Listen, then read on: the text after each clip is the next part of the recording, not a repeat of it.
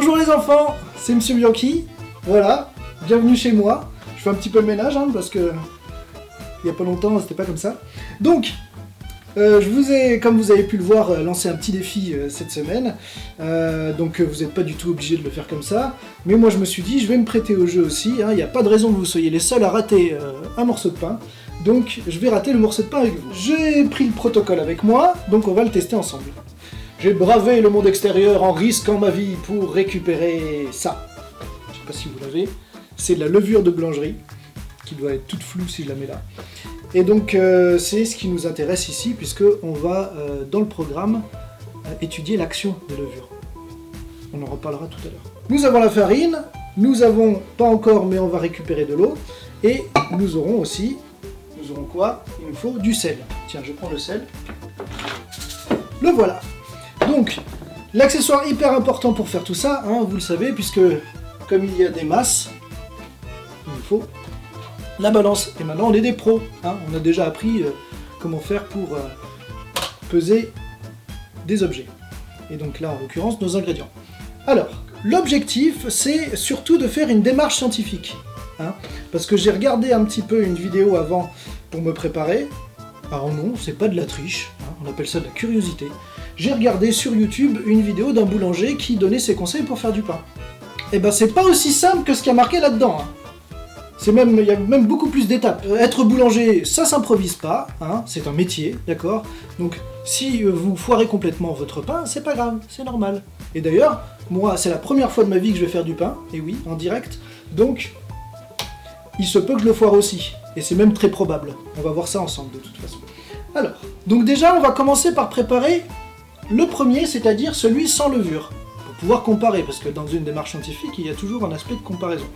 Donc ici, on va faire 2 fois le même bâton, comme ils disent, un sans levure, un autre avec levure, c'est ce qui a marqué, donc on va tester. J'ai mon petit récipient ici. Alors, pourquoi je prends un récipient et je pétris pas la pâte comme on a l'habitude de le voir avec le boulanger, etc. Et bien parce que justement la vidéo du boulanger que j'ai vue, elle a donné une petite technique, c'est pour arriver à bien pétrir, c'est de mettre les ingrédients là-dedans et de prendre le manche de la cuillère et de tourner comme ça. Et apparemment, au bout d'un moment, on a notre pâton. Donc on va tester comme ça. On allume la balance. Si je pose mon récipient, j'ai la masse du récipient. J'appuie sur le bouton tard, puisqu'il y a une bouton tard à chaque fois sur toutes les balances, et je me retrouve à 0. Donc c'est là où je vais pouvoir mettre au fur et à mesure mes ingrédients. Donc je vais mettre 250 g de farine, et je vais faire attention. Alors déjà, je vais peut-être y aller un petit peu comme ça. Là, ça fait 50 grammes. J'en suis à 150, 236, et là, je vais y aller un petit peu plus doux avec ma petite cuillère, enfin ma grosse cuillère. Et voilà, 250. J'ai eu de la chance, parce que j'aurais pu mettre plus. C'est pas aussi exact que la chimie, ça reste de la cuisine, mais quand même, bien faire un protocole expérimental, c'est surtout ça. 10 g de sel. Alors 10 g de sel, j'ai juste à faire augmenter de 10 g ce que j'ai là en versant le sel. Si j'y vais comme ça, je vais jamais y arriver. Donc, on va y aller un peu plus. Hop. Voilà, 10 g. Alors pour l'eau, c'est pareil. Souvenez-vous, qu'est-ce qu'on avait vu? Si 1 ml pèse 1 g, comme il faut rajouter 150 ml, ça pèse, je fais comme Dora l'exploratrice un peu, on va rajouter 150 g. Donc je vais encore utiliser ma balance. Pourquoi je fais pas confiance aux graduations là? Eh bien parce que mon récipient il est très très large. Donc du coup, plus le récipient est large, et moins c'est précis. Alors là, comme je vous ai dit, c'est juste une recette de cuisine, il n'y a pas besoin d'être ultra précis, donc c'est pour ça que la plupart du temps, les gens utilisent juste les graduations. Mais nous, comme on est des scientifiques, on va faire ça bien. Je viens de récupérer mon eau, qu'est-ce que je fais? J'appuie sur le bouton tard et ça revient à 0. Donc comme ça revient à 0, je peux verser jusqu'à arriver à 150 g. Là, je suis à 120, il faut y aller progressivement, parce que souvent les balances de cuisine, c'est pas comme les balances du laboratoire. Elles mettent un petit temps avant d'afficher ce qu'il faut. Hop! J'ai un peu dépassé, mais faut pas le dire. Maintenant que j'ai mis mes 150 g exactement, eh bien, on va pouvoir pétrir. C'est parti. Alors là, je viens de faire une erreur. Qu'est-ce que j'ai fait comme erreur? On le fait pas au-dessus de la balance, parce que sinon on va complètement la dérégler, la balance. Hop, je l'enlève. Heureusement qu'elle est résistante. Alors parmi les petits conseils que j'avais vus, c'est qu'il faut bien racler sur le côté. Là, je vois déjà que ça se rassemble. Moi, le problème, c'est que ma cuillère en bois, elle a un trou. Donc du coup c'est coincé dedans. Mais bon, on va y arriver hein. Alors là j'ai fini avec les mains parce que j'ai toujours voulu faire ça. Alors je pense que c'est à peu près bon, hein. Le petit conseil que j'avais pu voir, c'est qu'on mette un petit peu de farine là où on va poser nos trucs. Donc je vais juste en mettre un tout petit peu. Ah, j'en mets partout. Juste pour faire un petit tapis de farine. Je vais diviser mon petit pâton en deux là. Je vais en mettre une partie ici pour pouvoir faire la comparaison. Mais une autre partie, je vais bien suivre le protocole. Qu'est-ce qu'on nous dit? On nous dit recouvrir les pâtons d'un torchon et les laisser reposer 1 heure à température ambiante. Hop, voilà. Celui-là, je le pose ici. Et l'autre, je vais le mettre dans l'assiette qui est là. Je sais pas si vous la voyez. Sous un torchon. Voilà mon petit torchon. Hop. C'est bon pour le premier pâton. Donc maintenant, on va faire le deuxième pâton. D'accord? Celui avec la levure, donc celui qui va faire notre vrai pain. J'ouvre pour la première fois de ma vie une levure de boulangerie, on va voir ce que ça donne. Et il faut en mettre 10 grammes. Ah bah regardez, c'est bizarre, c'est une pâte. Je pensais que ça allait être plutôt une poudre, mais c'est une pâte. Donc j'ai allumé ma balance, je pose mon récipient, je fais la tare, et je vais donc mettre mes 10 grammes de levure de boulangerie, l'ingrédient secret. Combien ça fait? 5 grammes. 10 grammes, exactement. Donc je peux garder ça au frigo pour éventuellement la prochaine fois. Ça sent bizarre. Vous vous souvenez la technique quand on arrive près du but? On tapote pour faire tomber progressivement. Hop, 260. Là j'ai été précis cette fois. Maintenant, on n'oublie pas, si on veut que ça ait un peu de goût, nos 10 grammes de sel. C'est bon. Il ne reste plus qu'à remettre de l'eau. C'est bon. Et c'est parti. Bon, je vais finir à la main parce que c'est quand même plus chouette.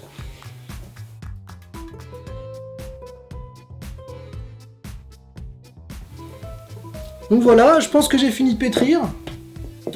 J'ai pétri un peu plus de temps cette fois, puisque de temps en temps je vérifiais et je voyais qu'il y avait des petits bouts de levure qui n'étaient pas complètement homogénéisés au sein de la pâte. Et donc j'ai essayé de bien répartir. Bon, on verra, hein. Première fois que j'essaye. Vous aussi j'imagine, je sais pas. Peut-être que vous êtes des boulangers déjà hors pair. Alors on va diviser en deux le petit pâton pour pouvoir faire la comparaison. Hop, donc on en a un qu'on va mettre, on va laisser à l'air libre, qu'on va mettre à côté de l'autre. Ça colle. Hop là, voilà. Donc il est à peu près à la même taille. Et le deuxième que je mets sous le torchon, comme le veut le protocole. Et ça va nous permettre aussi un petit peu de comparer si le fait de le laisser sous le torchon, ça rend le pain meilleur ou pas. Et voilà, on le laisse reposer. Et donc on se retrouve après 1 heure d'attente.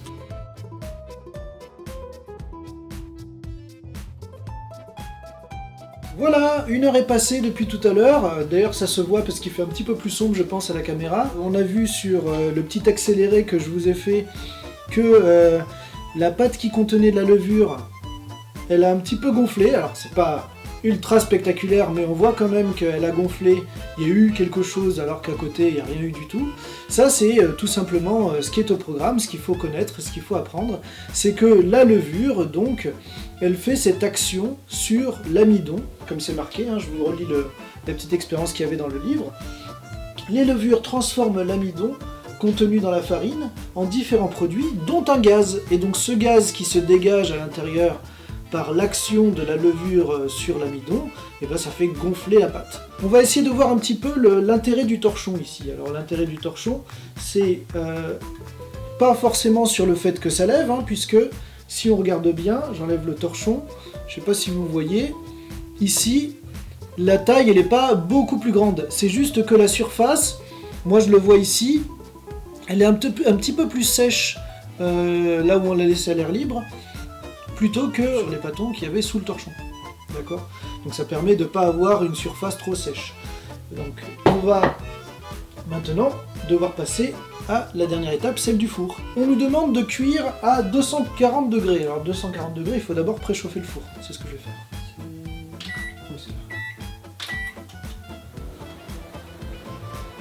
J'ai de la chance parce que 240 degrés, c'est le maximum sur mon petit four.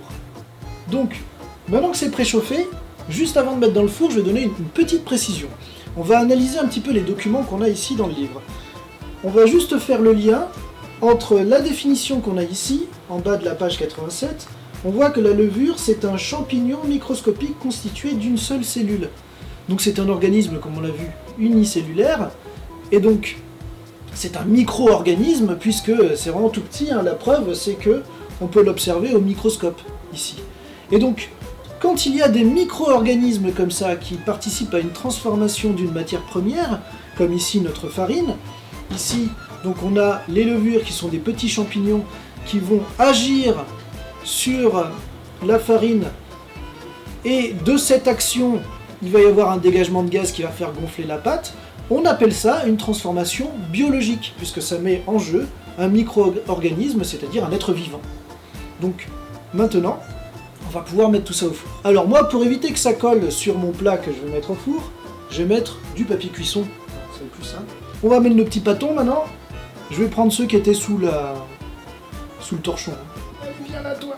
Ah, ça colle. Ah, ça se voit que je suis pas cuisinier, hein. Et lui. Maintenant que j'ai mes deux pâtons, on va pouvoir les mettre au four. Le four est chaud, il m'attend. Oh là là. Je vais régler sur 30 minutes. Et c'est parti. Ça y est. Le four s'est arrêté. Ça fait 30 minutes. On va voir le résultat. Suspense. Donc je vais prendre, pour ne pas me brûler, un petit torchon. Allons-y.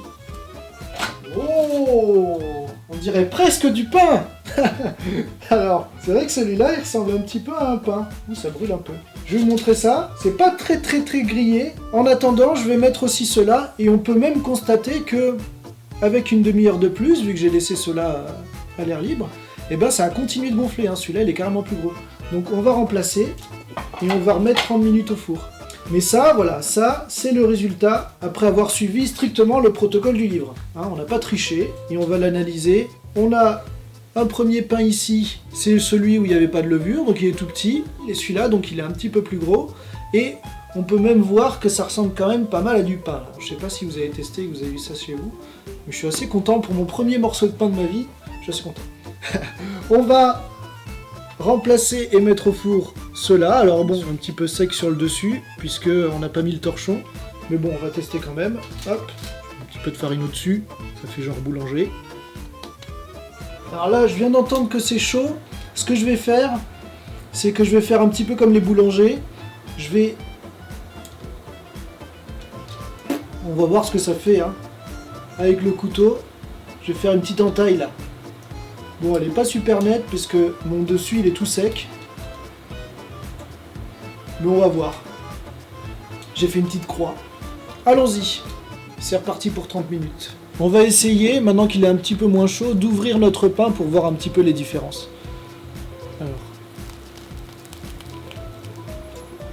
Ouh, vous voyez la fumée?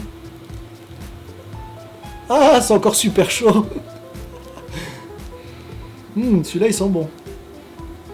Donc, je sais pas si vous pouvez bien voir, mais la texture à l'intérieur, on voit un petit peu les petits trous hein, qui sont dus donc au gaz dégagé par les levures. Et ici, on va l'ouvrir. Ah, celui-là il est super chaud. C'est pas du tout la même texture. Hein. Ce qui est un petit peu normal. Donc on a la comparaison, ça ressemble un peu plus à du vrai pain. On va voir après, on va comparer avec ceux qu'on a laissés à l'air libre et qui sont en train de cuire. Moi, quand je vois du pain chaud comme ça qui vient de sortir du four, je peux pas résister. Je vais mettre un petit peu de beurre salé dessus. J'aime bien le beurre avec le cristaux de sel. Voilà, c'est tellement chaud que ça fond. Et donc on va goûter. C'est quand même vachement meilleur quand on l'a fait soi-même, hein. C'est super bon. Mais je suis pas du tout objectif. On va quand même goûter l'autre, juste par curiosité. Déjà la texture c'est pas du tout la même. Et même au niveau du goût c'est vraiment... On a vraiment plus l'impression que... qu'on mâche de la farine. Donc les levures, et ça se voit aussi dans l'activité concernant les fromages, ça change aussi un peu le goût. Hein. Ah oui, clairement. Vous testerez et vous me direz. Vous m'en donnerez des nouvelles. C'est prêt. Allez, on va prendre le deuxième. Et on va voir à quoi ça ressemble. Ah, Pas que je me brûle. Mais c'est joli aussi. Et effectivement, le dessus, il a l'air plus sec. Mais c'est encore plus gros. Ah, c'est chaud. Bon bah voilà, ça me fait du pain pour demain matin. Ça me fait beaucoup de pain pour demain matin. Du mangeable et du un petit peu moins mangeable. On verra. Mais en tout cas, j'espère que vous serez bien amusés si vous avez essayé de le faire. Moi en tout cas, je me suis super bien amusé. Comme quoi, hein, on peut apprendre des choses en s'amusant. Et à bientôt pour le deuxième défi confiné.